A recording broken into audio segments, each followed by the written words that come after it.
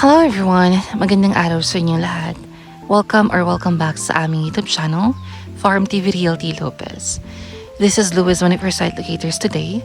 At ngayong araw ay nandito tayo sa bayan ng Onesan, Quezon. Meron tayong isa site ni property na may sukat or lawak na 2.2 hectares o hektarya. Ang property is hindi siya mismo katabi ng National Road or hindi siya along the barangay road, which is ito. Hindi siya katabi mismo. So, ang property is may mga, let's say, 15 na hakbang pa from the barangay road papunta sa property. Ito mismo yung right of way niya, guys. And yung may-ari ng right of way nito is kasama rin namin right now. So, sabi naman niya is wala magiging problema sa right of way. Although, hindi niya daw ipagbibili yung right of way. But you can cement this right of way. So, pwede niyong cementohin yung right of way. Wala daw magiging problema sa kanya. Ang property is may mga nasa 4 kilometers ang layo sa hospital and sa school. So, malapit lang siya sa school and sa hospital.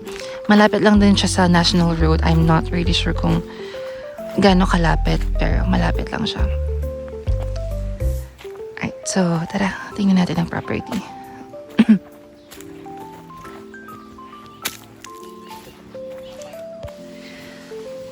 Okay guys, so dito mismo lang sa start yung property natin. Diyan, mismo sa nakikita nyo na yan. Parang, I think this is root ng puno. Okay.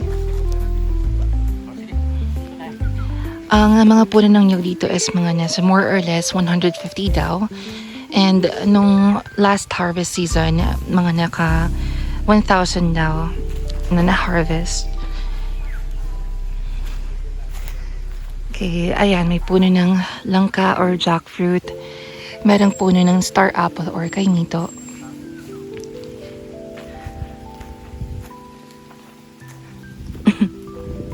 Meron din mga puno ng mangga.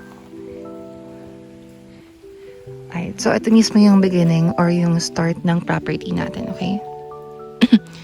Diyan mismo, ayan. And sabi nga yung may-ari nung kabilang property is wala magiging problema sa right of way, so pwedeng sementohin.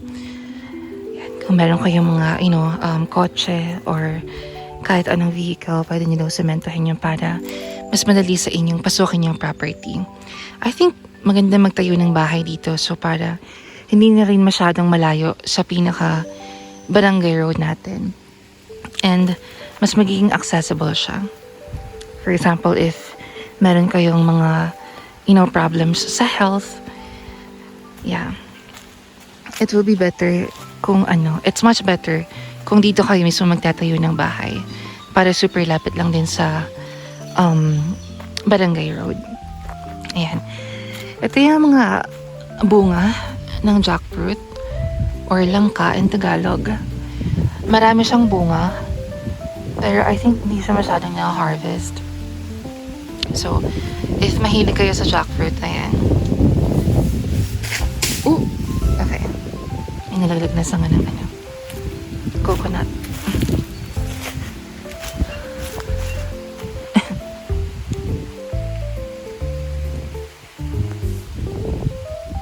Okay.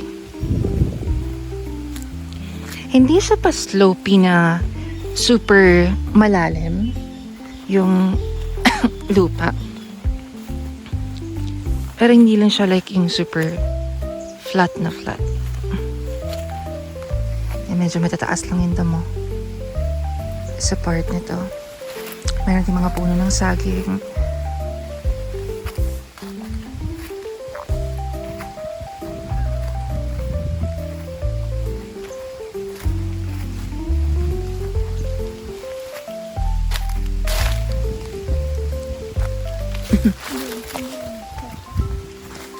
Okay. Meron din ditong sapa and ilog. Ito sa part nito yung medyo pababa lang ng konti. Pero hindi naman siya like yung nakakapagod na pababa. Sakto lang. Parang parang exercise. Ganun. Okay. Papakita ko lang yung ilog. Kung merong kung merong tubig or wala. Wait, I'm not sure kung ito yung tamang daan, pero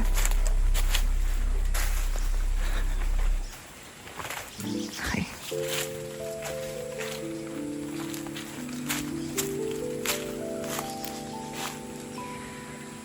Sa part ito is flat yung property. Ayan, sa part na yan. Yeah. I think, again, yung pinakamaganda dito is super lapit nga lang yun sa hospital.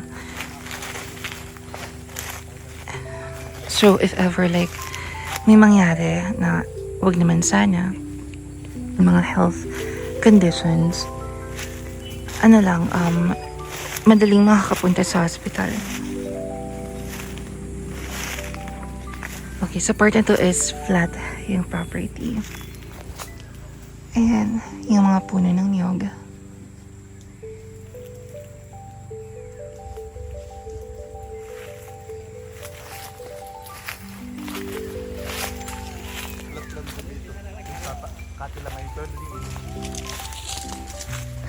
Okay.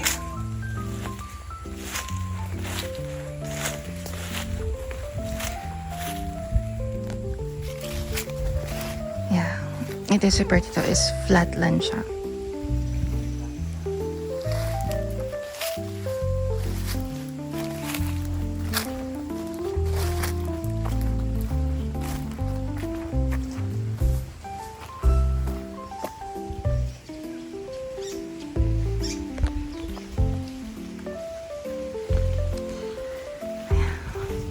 Tahimik din dito sa property actually.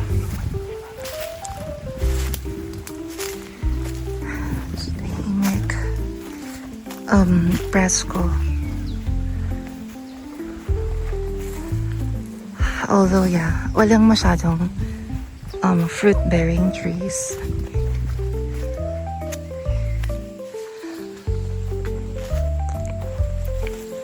Okay, ito. Lalo sa part nito, super flat ng lupa.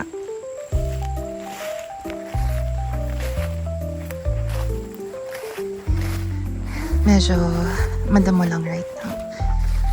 Pero I think once na matanggal yung mga damo, like matabas, super ganda nito tignan. Yeah, pwede rin dito let's say dito mismo magtayo ng bahay, or pwede niyong gawing garden or something like that. Yan, pwede kayo magtanim dito ng mga gulay. Diyan, pwede kayo magtanim dyan ng mga gulay. Like eggplants, tomatoes. Kayo nang bahala kung ano maisipan yung itanim. I think dati talaga tong taniman. Kasi like, look at the form. Right?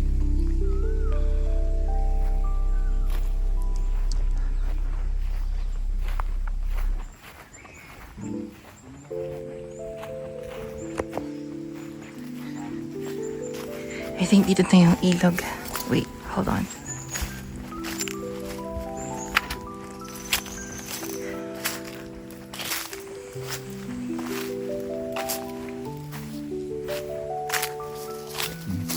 Tanim na ito dito. Para naman yung halaman ng kapatid.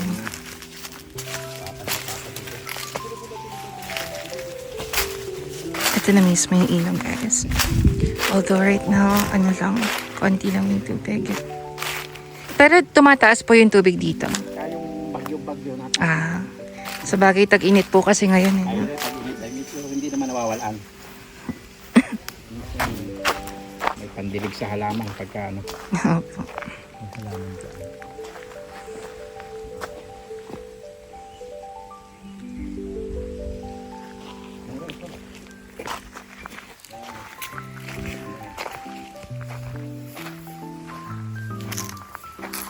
Ayan. So, ito yung parang pinaka-boundary. Yung property. Actually, malinis yung tubig. In fairness.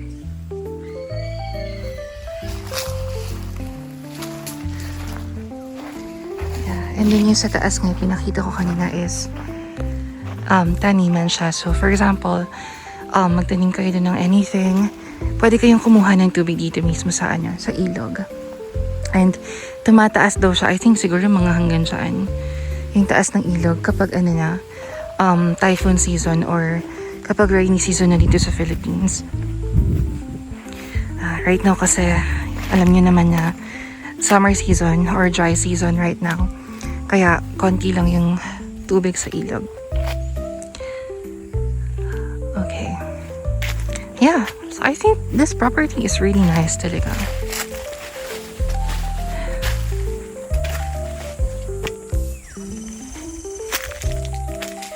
And yeah, I think one of the best thing as well is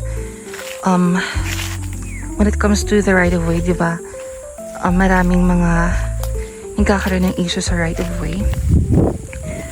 Pero again, kasama namin yung owner ng isang property kanina. Sabi niya naman is walang magiging problema sa right of way. So I think that's a really good thing. Yeah, ito yung sinasabi kong taniman. Yan, super lapit lang niya sa ilog. So madali kayo makakuha ng tubig from there. Alright, so anyway guys, if you have any questions or inquiries, do not hesitate to contact the phone numbers on the upper right side of the video. Again, this is Luis, one of your site locators today. Thank you so much and see you on our next vlogs. Bye!